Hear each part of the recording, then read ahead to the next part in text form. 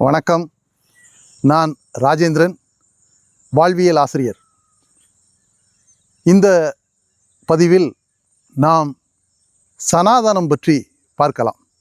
சனாதனம் பற்றி பார்ப்பது என்றால், சனாதனம் என்றால் என்ன என்பதனை நாம் வருகிற அடுத்த இதில் சொல்வோம்.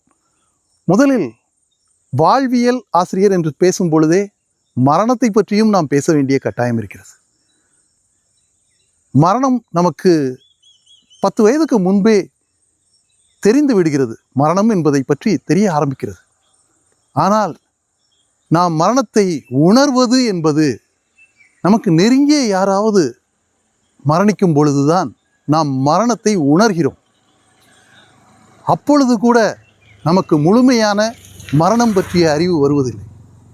என்றோ ஒரு நேரத்தில் திடீரென்று புத்தனுக்கு போதி மரத்தின் அடியில் ஞானோதயம் வருவது போல நமக்கும் தெளிவாக தெரிகிறது, நம் வாழ்வும் ஒரு நாள் முடியப் போகிறது, மரணம் நமக்கும் உண்டு என்று.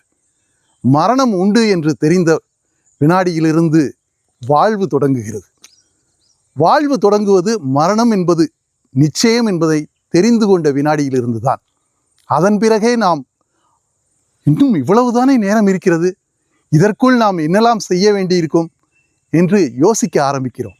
இதற்குள் நாம் எதையெல்லாம் செய்ய வேண்டியது இந்த வாழ்வில், இதையெல்லாம் கட்டாயம் நான் செய்தே ஆக வேண்டும் என்பது அவ்வளவையும் செய்ய முடியாது. இதற்கு ஒரு பிறவி போதாது, இதற்கு பல பிறவிகள் வேண்டும் என்பதும் இதில் இந்த விஷயத்தை நாம் செய்தே ஆக வேண்டும்.